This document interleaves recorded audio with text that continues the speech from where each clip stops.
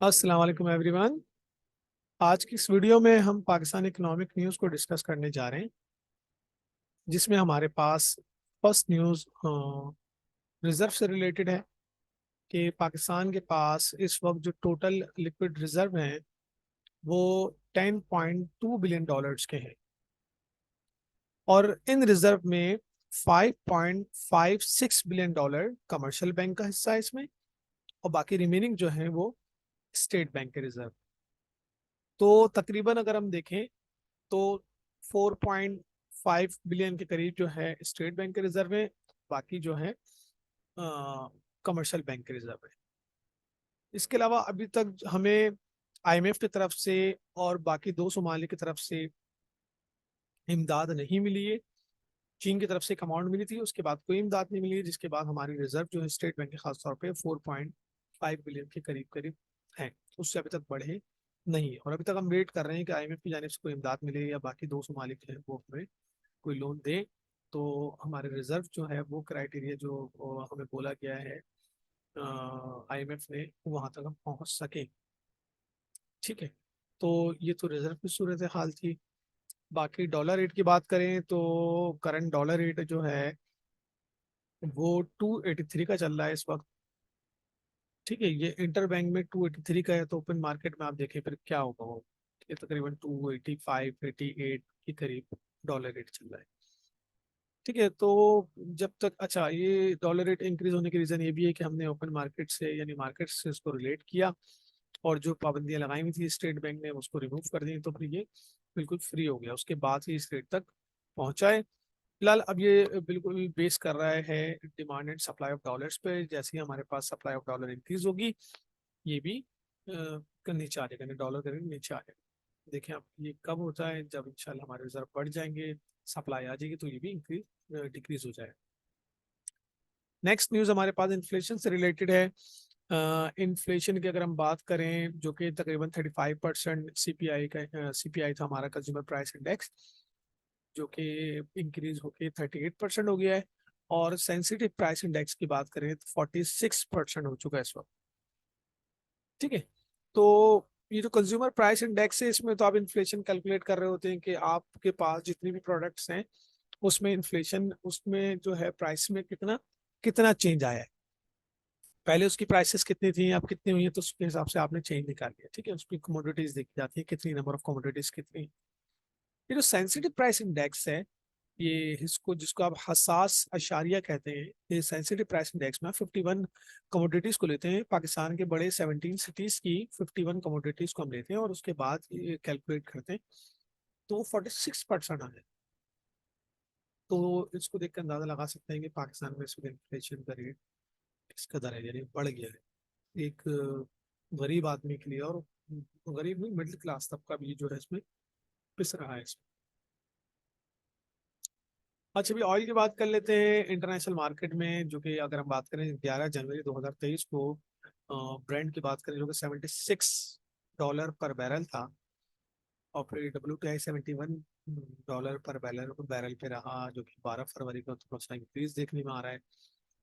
Then 26 मार्च की बात करें तो फिर दोबारा डिक्रीज हुआ। ठीक है, और सेकेंड मई की बात करें तो यानी आज की बात करें तो डॉलर ब्रेंट का जो क्रूड ऑयल है पर डॉलर वो 79.12 है, और WTI की बात करें तो 75.82 है तकरीबन। ये जो है मैच कर रहा है आपके जनवरी के करीब तक की अमाउंट से, तकरीबन करीब करीब $3-4 का डिफरेंस फिलहाल। तो अगर हम देखें कि ऑयल की प्राइसेस जो इंक्रीज हुई थी, जब इंटरनेशनल मार्केट में ऑयल के रेट इंक्रीज हुए थे और वो 86 तक पहुंच गए थे, तो आपने ऑयल की प्राइसेस को इंक्रीज किया था।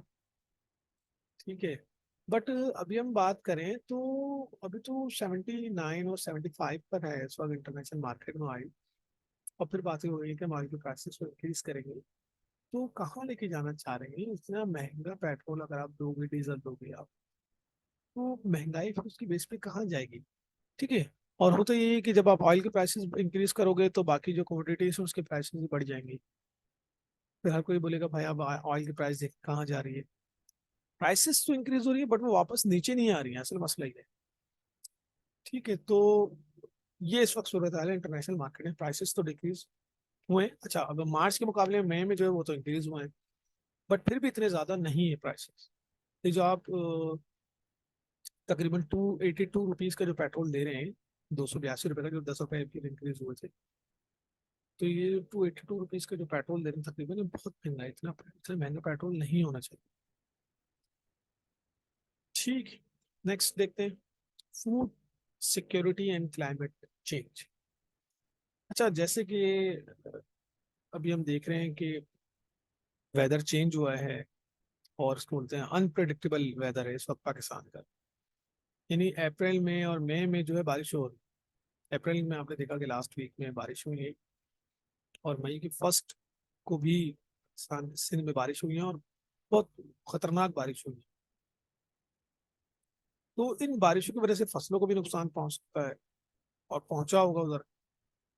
तो इसके लिए 1998 में एक पॉलिसी बनाई गई थी, जिसकी अब जो है फिर जरूरत है। उसको बोलते हैं agro climatic zoning. Agro climatic zoning, ठीक है। तो जो एग्रो क्लाइमेटिक जोनिंग है, इसमें ये देखा जाता है कि किस जगह पर किस तरह की फसल उगाई जा सकती है। इसलिए वेदर अब चेंज हो रहा है। अब आप बोले नहीं हम तो नवंबर में ही बीज बोएंगे, और नहीं, अब थोड़ा सा क्लाइमेट चेंज हो रहा है, तो हमें इन तमाम चीज़ों को भी देखना पड़ेगा कि अब अगर वेदर चेंज हो रहा है तो हमें मंथ्स को हो सकता है आगे पीछे करना पड़े, कि अब फसल को पहले या बाद में। ठीक है, जो भी उसके हिसाब से जो हमारे एक्सपर्ट्स हैं वो बताएंगे। इसलिए कि अगर हमने काम ये नहीं किया, तो फूड सिक्योरिटी इशू हमें सामने को फेस करना पड़ेगा। नहीं, फूड सिक्योरिटी हमें फेस करनी पड़ेगी, समझ रहे हैं आप। और अगर इस तरह के, जिस तरह के लास्ट अभी उसमें लास्ट ईयर बारिश हुई है, उसके बाद फसलों को भी नुकसान पहुंचा, बल्कि फ्लड आ गया, और उसके बाद अभी फिर बारिश शुरू हो गई, और इतना ज्यादा।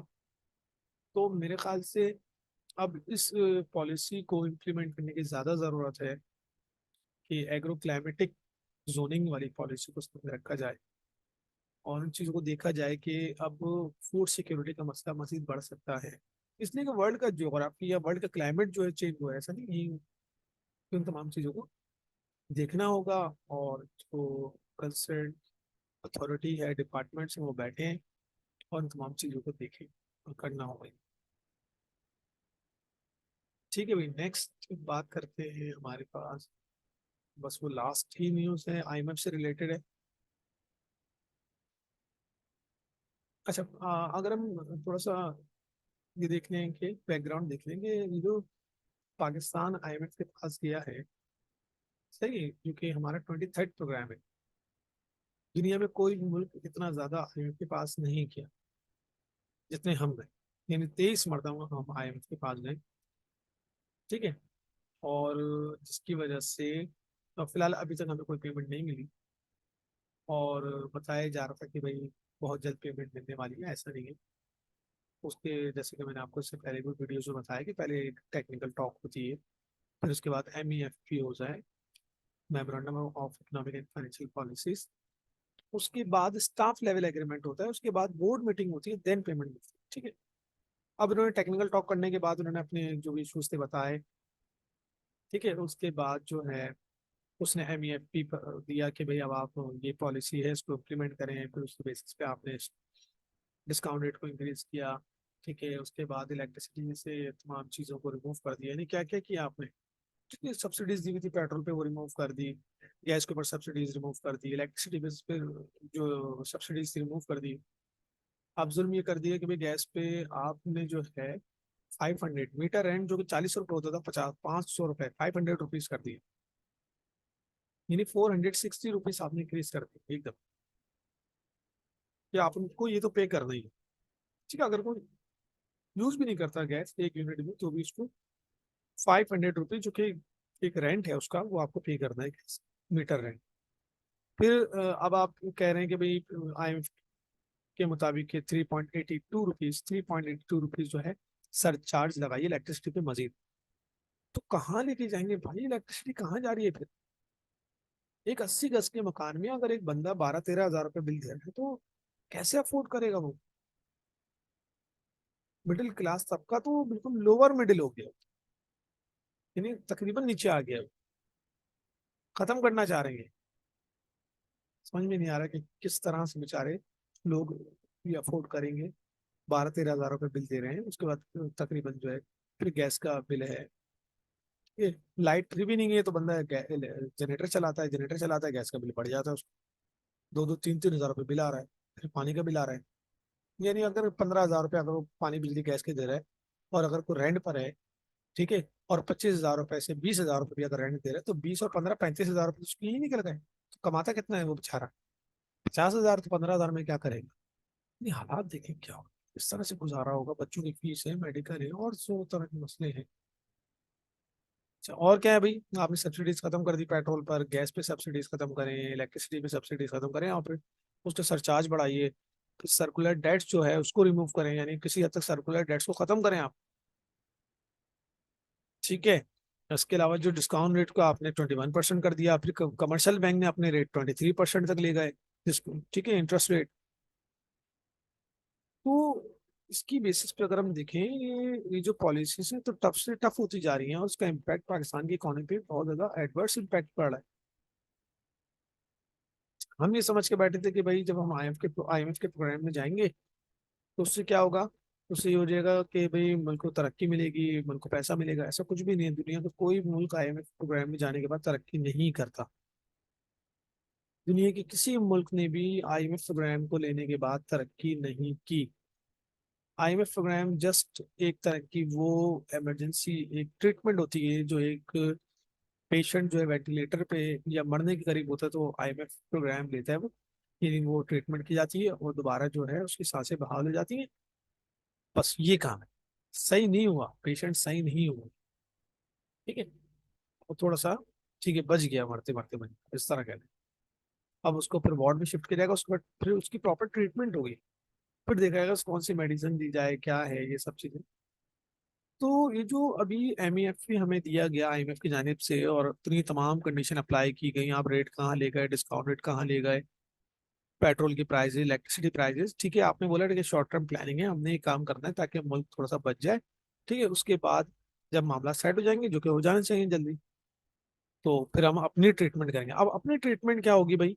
ठीक है, आपने ये शॉर्ट टर्म ये काम कर लिया, तमाम प्राइसेस को इंक्रीज कर दिए, और सब्सिडीज को रिमूव कर दिया, डिस्काउंट रेट इंक्रीज कर दिया, ठीक है, आपने टाइट मॉनेटरी पॉलिसी अप्लाई कर दी, ठीक है। अब उसके बाद बेहतरी आनी चाहिए, इन्फ्लेशन कंट्रोल होना चाहिए। ना बेहतरी आ रही है, ना इन्फ्लेशन कंट्रोल हो रहा। अच्छा, जब एक पेशेंट वहां से वार्ड में शिफ्ट हो जाएगा, फिर आपको क्या करना है? वार्ड में शिफ्ट होने के बाद फिर उसकी प्रॉपर ट्रीटमेंट होती है। प्रॉपर ट्रीटमेंट का मतलब हो गया कि आप रिस्ट्रक्चरिंग करोगे। आप अपने जो प्रोग्राम बनाया है, यानी आपकी इकोनॉमी जो है, फिर उसको रिस्ट्रक्चरिंग करोगे, देखोगे A to Z, आप एक एक चीज को देखोगे कि भाई कहाँ प्रॉब्लम आ रही है, ठीक है। और उसके बाद जो दोबारा आईएमएफ के पास ना जाने के लिए आपको कुछ चीजों को देखना पड़ेगा, यानी अपनी सोर्सेस ऑफ डॉलर जो है, सोर्स ऑफ डॉलर जो है उसको इंक्रीज करना पड़ेगा। वो सोर्सेस, 3 सोर्सेस है मेन, आपके पास 3 सोर्सेस हैं, इन तीनों पे काम करना पड़ेगा। फर्स्ट है कि आप अपनी जो एक्सपोर्ट्स है उसको इंक्रीज करें, इस तरह की पॉलिसीज बनाइए कि आपकी एक्सपोर्ट इंक्रीज हो। अच्छा, एक मसला ये कि हमारी एक्सपोर्ट बेस करती है इंपोर्ट्स पर। इंपोर्ट्स इसलिए कि हम रॉ मटेरियल इंपोर्ट करते हैं, देन फिर उसकी बेसिस पे एक्सपोर्ट करते हैं। तो अगर हमने इंपोर्ट्स पे कोई बैंड कर दिया, पाबंदी लगा दी, तो फिर आपके एक्सपोर्ट पे भी उसका इम्पैक्ट आ रहा है। ठीक है, तो पहले तो ये कि अपनी एक्सपोर्ट्स को इंक्रीज करें। सेकंड ये कि रेमिटेंस इंक्रीज करें, जैसे कि हमने लास्ट वीडियो में डिस्कस किया था कि पाकिस्तान की आई थिंक 2019 या 2019 या 2020 में एक्सपोर्ट थी $29 बिलियन की, और रेमिटेंस थी $31 बिलियन की। रेमिटेंस कितनी है आपको सपोर्ट कर, रेमिटेंस के लिए इस वक्त जो है वो चाहिए गवर्नमेंट के ऊपर ट्रस्ट, कि ओवरसीज पाकिस्तानी गवर्नमेंट पर ट्रस्ट करें। पता ही लगता है कि करंट जो गवर्नमेंट है उसके ऊपर वो ट्रस्ट नहीं करती, लिहाजा रेमिटेंस ना होने के बराबर है। ठीक है, ट्रस्ट से रिलेटेड रिलेटेड बात करें तो ट्रस्ट डेफिसिट अभी पाकिस्तान की गवर्नमेंट और आईएमएफ के दरमियान में भी है। ये ट्रस्ट डेफिसिट है जो कि अभी नहीं हो पा रहा है। पहले आपने आंखें दिखाई, उसके बाद फिर आपने ठीक है प्रोग्राम लेना है, अब वो आपको आंखें दिखा रहा है। और उसके अलावा बहुत सारी चीज ऐसी हैं कि वो सोच रहे हैं कि नेक्स्ट जो बजट होगा, अगर हम इनको पेमेंट कर देते हैं तो नेक्स्ट बजट में क्या होगा, पता नहीं कि अपनी हमारी जो पॉलिसीज दी हैं उस पर अमल करेंगे नहीं करेंगे। ठीक है, फिर लोन्स के हवाले से वो थोड़ा फिक्रमंद है कि अगर हम इनको लोन देते हैं तो फाइनेंसिंग गैप फिर भी आ रहा है। तो लिहाजा उसने एक और पाबंदी लगा दी कि भाई पहले आप जो भी अपने फ्रेंड ऑफ पाकिस्तानी दोस्त मालिक हैं, ठीक है, उनसे आप बात करें, अगर वो आपको एक अमाउंट दे देते हैं और कंफर्म कर देते हैं, जो कि तकरीबन हो गई, कंफर्मेशन भी कहीं कहीं से हो गई है, तो फिर इसका मतलब है हम आपको लोन दे देंगे। इसलिए कि फाइनेंसिंग गैप हमारे लोन देने के बाद भी पूरा नहीं होगा, लिहाजा पहले उधर से ले लें फिर हमसे भी ले लें। और वो सोच रहे हैं कि भाई पहले आईएमएफ दे दे तो फिर हम दे दें। फिलहाल बात हुई है, किसी हद तक थोड़ी सी इंप्रूवमेंट देखने में आई है कि वहां से जो है उन्होंने एग्री किया है, तो लिहाजा वहां से कुछ चीजें सिग्नल मिलने मिलने मिले हैं, मगर ये कि आईएमएफ से अभी तक कोई भी स्टाफ लेवल एग्रीमेंट नहीं हुआ। जब तक स्टाफ लेवल एग्रीमेंट नहीं होगा बात आगे नहीं बढ़ेगी। तो इस तरह की चीजें हैं। तो ट्रस्ट डेफिसिट जो है गवर्नमेंट और आईएमएफ के दरमियान में है। ठीक है, तो क्या करें भाई, जैसे कि हम सोर्सेस की बात करते हैं कि भाई मुल्क की इकोनॉमी को इंप्रूव करने के लिए आप पहले तो एक्सपोर्ट को इंक्रीज करें, देन अपनी रेमिटेंस को इंक्रीज करें, और last foreign direct investment FDI, मुल्क में सरमायाकारी है। ये थ्री थ्री सोर्सेस हैं जिसकी बेसिस पे मुल्क में डॉलर्स आएंगे। डॉलर्स आएंगे, आपको आईएमएफ के पास जाने की जरूरत ही नहीं। ठीक है।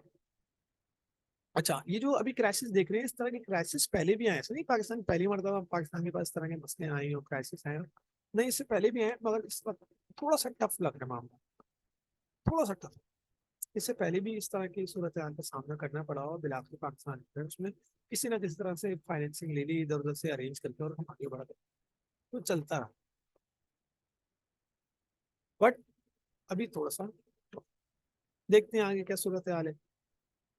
आईएमएफ से बात हो रही है, कब होती है, स्टाफ लेवल एग्रीमेंट कब होगा, अभी तक तो नहीं मालूम। बट जब तक के स्टाफ लेवल एग्रीमेंट नहीं होगा, पाकिस्तान को लोन नहीं देगा।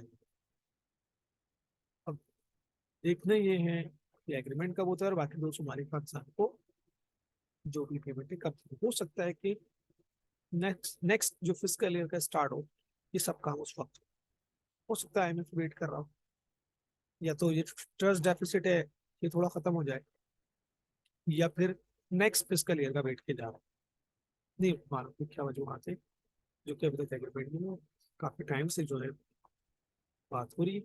ठीक है, तो ये सब चीजें देखते हैं आगे क्या होता है, अल्लाह मालिक है। तो ये कुछ न्यूज़ थी जो कि हमने डिस्कस कर लिए। इंशाल्लाह hope to like this video. Thank you very much, अल्लाह हाफिज़। बाकी वीडियो को भी शेयर कीजिएगा।